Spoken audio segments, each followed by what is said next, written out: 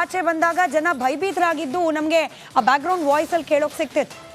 ಪರಿಸ್ಥಿತಿ ಹೆಂಗೆ ಬದಲಾಗಿದೆ ನೋಡಿ. ಕೇವಲ ಎರಡು ದಿನ ಪಾಕಿಸ್ತಾನ ದಾಳಿಯನ್ನು ನಡೆಸಲಿಕ್ಕೆ ಪ್ರಾರಂಭ ಮಾಡಿ ಕೇವಲ 2 ದಿನ. ಇದೀಗ ಜನರಿಗೆ ಭಯ ಇಲ್ಲ, ವಿಡಿಯೋ ಮಾಡ್ಕೊಳ್ತಾ ಇದ್ದಾರೆ. ಮತ್ತೊಂದು ಡ್ರೋನ್ ಬಂತು ಪಾಕಿಸ್ತಾನದ ಕಡೆಯಿಂದ.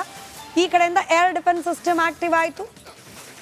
ಯಾವ ರೀತಿ ಆಕಾಶದಲ್ಲೇನೆ ಏರ್ ಡಿಫೆನ್ಸ್ ಸಿಸ್ಟಮ್ ಪಾಕಿಸ್ತಾನದ ಡ್ರೋನ್ಗಳನ್ನು ಹೊಡೆದು ಹಾಕ್ತಿದೆ ಅಂತ ಹೇಳಿ ಜನ ರೀಲ್ಸ್ ಮಾಡ್ತಿದ್ದಾರೆ. ಭಾರತದ ಗಡಿ ಭಾಗದಲ್ಲಿರ್ತಕ್ಕಂಥ ಜನ ಇನ್ನು ಬೆಳಗಾಗಿದ್ರೆ ಸಾಕು, ತಮ್ಮ ಗ್ರಾಮದ ಆಚೆ ಅಥವಾ ನಗರದ ಆಚೆ ಹಿಂಗೆ ಬಿದ್ದು ಹೆಣವಾಗಿರುವ ಪಾಕಿಸ್ತಾನದ ಶಸ್ತ್ರಾಸ್ತ್ರವನ್ನು ಹಿಡಿದು ಚೀನಾ ನಿರ್ಮಿತ ಕಳಪೆ ಕ್ವಾಲಿಟಿಯ ಶಸ್ತ್ರಾಸ್ತ್ರಗಳನ್ನು ಹಿಡ್ಕೊಂಡು ಹೋಗ್ತಿದ್ದಾರೆ ಜನ.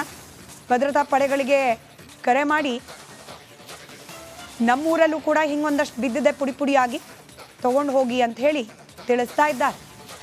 ಪಾಕಿಸ್ತಾನದ ದಾಳಿಗಳು ಭಾರತದ ನಾಗರಿಕರಿಗೆ ಜೋಕ್ ಆಗಿದೆ. ಪಾಕಿಸ್ತಾನ ಇನ್ನೂ ಅಸಲಿ ಯುದ್ಧವನ್ನು ಭಾರತ ಪಾಕಿಸ್ತಾನದ ಜೊತೆಯಲ್ಲಿ ಪ್ರಾರಂಭ ಮಾಡೇ ಇಲ್ಲ.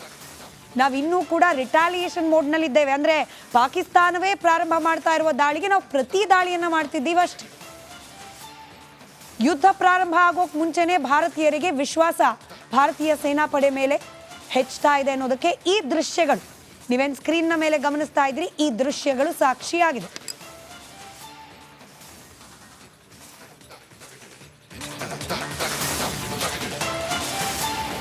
ಮತ್ತೊಂದು ಕಡೆ ಶ್ರೀನಗರದ ಬೇಸ್ ಕ್ಯಾಂಪ್ ಮೇಲೂ ಕೂಡ ದಾಳಿಗೆ ಪ್ರಯತ್ನಿಸಿದೆ ಪಾಕಿಸ್ತಾನ. ಡ್ರೋನ್ ಅನ್ನ ಹೊಡೆದು ಉರುಳಿಸಿದೆ ಭಾರತೀಯ ಸೇನಾ ಪಡೆಯ ಏರ್ ಡಿಫೆನ್ಸ್ ಸಿಸ್ಟಮ್. ಡ್ರೋನ್ನ ಅವಶೇಷಗಳು ಬಿದ್ದ ಸ್ಥಳದಿಂದಲೇ ರಿಪಬ್ಲಿಕ್ ಕನ್ನಡ ಗ್ರೌಂಡ್ ರಿಪೋರ್ಟ್ ನೀಡಿದೆ. ಜಮ್ಮು ಕಾಶ್ಮೀರ ಪೊಲೀಸರು ಕಮಾಂಡೋಗಳನ್ನು ಅಲ್ಲಿ ನಿಯೋಜನೆ ಮಾಡಲಾಗಿದೆ. 10 ಮೀಟರ್ ಅಂತರದಲ್ಲಿ ನಿಂತು ರಿಪಬ್ಲಿಕ್ ಕನ್ನಡ ಪ್ರತ್ಯಕ್ಷ ವರದಿಯನ್ನ ನಿಮಗಾಗಿ ತಂದಿದೆ.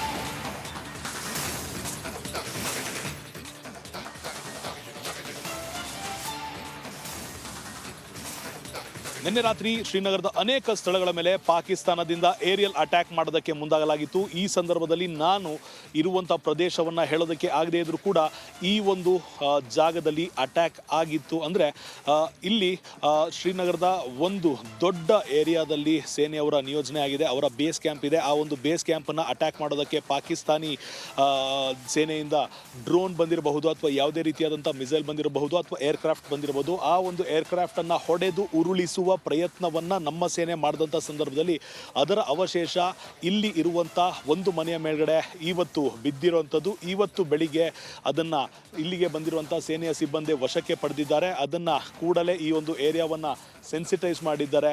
ಅಲ್ಲಿರುವಂಥ ಮನೆಯವರನ್ನು ಖಾಲಿ ಮಾಡಿಸಿರುವಂಥದ್ದು. ಯಾವ ಮನೆಯ ಮೇಲೆ ಅವಶೇಷ ಬಿದ್ದಿದೆ ಆ ಒಂದು ಮನೆಯನ್ನು ಸದ್ಯದ ಮಟ್ಟಿಗೆ ಲಾಕ್ ಮಾಡಲಾಗಿದ್ದು, ಅಲ್ಲಿರುವಂಥ ಜನರು, ಅಲ್ಲಿ ವಾಸವಿದ್ದಂಥ ನಿವಾಸಿಗಳು ತಮ್ಮ ಮನೆಯನ್ನು ತೊರೆದು ಬೇರೆ ಕಡೆಗೆ ಸ್ಥಳಾಂತರ ಆಗಿರುವಂಥದ್ದು. ಈ ಸದ್ಯದ ಮಟ್ಟಿಗೆ ಕೇವಲ ಜಮ್ಮು ಕಾಶ್ಮೀರದ ಪೊಲೀಸರು ಮಾತ್ರವಲ್ಲ, ಈ ಸದ್ಯದ ಮಟ್ಟಿಗೆ ಅಲ್ಲಿ ಸೇನೆ ಹಾಗೂ ಕಮಾಂಡೋಗಳ ನಿಯೋಜನೆ ಕೂಡ ಮಾಡಲಾಗಿರುವಂಥದ್ದು ಗಮನಿಸ್ತಾ ಇದ್ದೇವೆ. ಆ ಒಂದು ಮನೆಯ ಸುತ್ತಮುತ್ತ ಈಗಿಲ್ಲಿರುವಂಥ ಯುವಕರಾಗಿರ್ಬೋದು, ಸ್ಥಳೀಯರಾಗಿರ್ಬೋದು, ಎಲ್ಲರೂ ಕೂಡ ಜಮಾವಣೆ ಆಗಿರುವಂಥದ್ದು. ಇನ್ನು ಮುಂದೆ ಇಲ್ಲಿ ಹೆಚ್ಚಿನ ಮೂವ್ಮೆಂಟ್ ಇರೋದ್ರಿಂದ, ಅಂದರೆ ಆರ್ಮಿ ಮೂವ್ಮೆಂಟ್ ಇರೋದ್ರಿಂದ ಈ ಒಂದು ಜಾಗವನ್ನು ಸದ್ಯದ ಮಟ್ಟಿಗೆ ಸೆನ್ಸಿಟೈಸ್ ಮಾಡಿ ಯಾರು ಕೂಡ ಬಾರದಂತೆ ನೋಡ್ಕೊಳ್ಳಲಾಗ್ತಿದೆ. ಇಲ್ಲಿ ಸಿಕ್ಕಂಥ ಅವಶೇಷ ಸದ್ಯದ ಮಟ್ಟಿಗೆ ನಮ್ಮ ಭಾರತೀಯ ಸೇನೆಯ ವಶದಲ್ಲಿದೆ. ನಾವು ಇರುವಂಥ ಸ್ಥಳದಿಂದ ಕೇವಲ, ನೀವು ನೋಡಿದಂಥ ಚಿತ್ರಣದಿಂದ ಕೇವಲ 5 ಮೀಟರ್ ಅಂತರದಲ್ಲೇ ಆ ಒಂದು ಮನೆಯ ಮೇಲೆ ಅವಶೇಷ ಬಿದ್ದಿರುವಂಥದ್ದು. ಅದೃಷ್ಟವಶಾತ್ ಯಾವುದೇ ಪ್ರಾಣಾಪಾಯ ಆಗಿಲ್ಲ ಅಂತ ಸ್ಥಳೀಯರು ತಿಳಿಸಿದ್ದಾರೆ. ಮತ್ತೊಮ್ಮೆ ನಿಮಗೆ ಆ ಒಂದು ದೃಶ್ಯವನ್ನು ತೋರಿಸ್ತಾ ಇದ್ದೇವೆ. ಯಾವ ರಸ್ತೆಯಲ್ಲಿ ಯಾವ ಮನೆಯ ಮೇಲೆ ಅವಶೇಷ ಬಿದ್ದಿತ್ತು, ಆ ಒಂದು ಮನೆಯ ಮುಂಭಾಗದ ರಸ್ತೆಯಲ್ಲಿ ನಾವಿದ್ದೇವೆ. ಇಲ್ಲಿ ನಿನ್ನೆ ರಾತ್ರಿಯಿಂದ ಇಲ್ಲಿಯವರೆಗೂ ಜನರು ಜೀವವನ್ನು ಕೈಯಲ್ಲಿ ಹಿಡಿದು ಬದುಕುವಂಥ ಅನಿವಾರ್ಯತೆ ಹಾಗೂ ಪರಿಸ್ಥಿತಿ ಎದುರಾಗಿದೆ.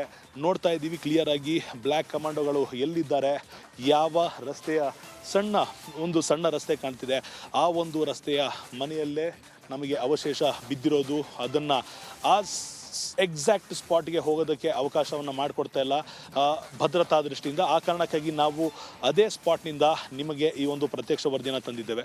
ಕ್ಯಾಮ್ರಾ ಪರ್ಸನ್ ಮಂಜುನಾಥ್ ಜೊತೆ ಅಭಿಷೇಕ್ ಬಿವಿ, ರಿಪಬ್ಲಿಕ್ ಕನ್ನಡ, ಕಾಶ್ಮೀರ. ಭಾರತದ ದಾಳಿಯಲ್ಲಿ 5 ಉಗ್ರರು ಮಟ್ಟಾಶ್ ಆಗಿದ್ದಾರೆ. ಹಫೀದ್ ಮೊಹಮ್ಮದ್ ಯೂನಿಸ್ ಅಜರ್, ಹಫೀಜ್ ಮೊಹಮ್ಮದ್ ಯೂಸುಫ್ ಅಜರ್, ಅಬು ಕಸಾನಾ ಸೇರಿದಂತೆ 5 ಉಗ್ರರನ್ನ ಹೊಡೆದು ಉರುಳಿಸಲಾಗಿದೆ. ಏರ್ ಸ್ಟ್ರೈಕ್ನಲ್ಲಿ ಮೋಸ್ಟ್ ವಾಂಟೆಡ್ ಟೆರರಿಸ್ಟ್ಗಳನ್ನ ಹತ್ಯೆ ಮಾಡಲಾಗಿದೆ. ಭಾರತದ ದಾಳಿಯಲ್ಲಿ 5 ಉಗ್ರರು ಹತರಾಗಿದ್ದಾರೆ.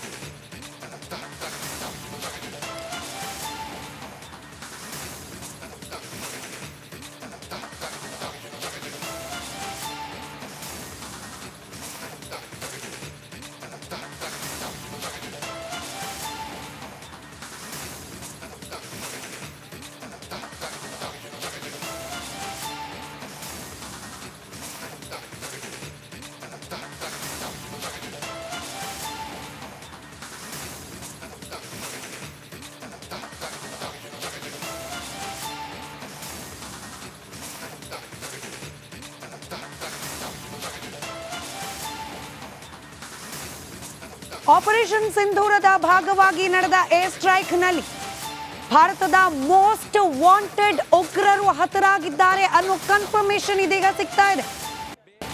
9 ಉಗ್ರರ ನೆಲೆಗಳನ್ನ ಗುರಿಯಾಗಿಸಿ ಭಾರತ ಏನ್ ದಾಳಿ ಮಾಡಿತ್ತು, ಆ ಸಂದರ್ಭದಲ್ಲಿ ಮೇ 7ನೇ ತಾರೀಕು ನಡೆದಂತಹ ಆಪರೇಷನ್ ಸಿಂಧೂರ, ಆ ಸಂದರ್ಭದಲ್ಲಿ ಒಟ್ಟು 9 ಟಾರ್ಗೆಟ್ಗಳನ್ನ ಪಾಕಿಸ್ತಾನ ಆಕ್ರಮಿತ ಕಾಶ್ಮೀರದಲ್ಲಿ ಇದ್ದ 9 ಉಗ್ರರ ನೆಲೆಗಳನ್ನ ಟಾರ್ಗೆಟ್ ಮಾಡಿ ಭಾರತ ನಡೆಸಿದಂತಹ ಏರ್ ಸ್ಟ್ರೈಕ್ನಲ್ಲಿ ಭಾರತದ ಮೋಸ್ಟ್ ವಾಂಟೆಡ್ ಉಗ್ರರು ಸಾವನ್ನಪ್ಪಿರೋದು ಇದೀಗ ಕನ್ಫರ್ಮ್ ಆಗ್ತಾ ಇದೆ.